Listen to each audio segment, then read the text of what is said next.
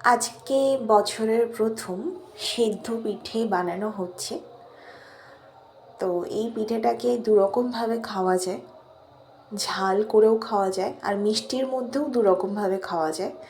যদি কেউ দুধ অ্যাভয়েড করতে চায়, দুধ পুলি না খেয়ে, তাহলে সে সেদ্ধ পিঠে খেতে পারে। এখানে মা অনেকগুলো বানিয়ে ফেলেছে আর এখানে বানানো চলছে এখনও।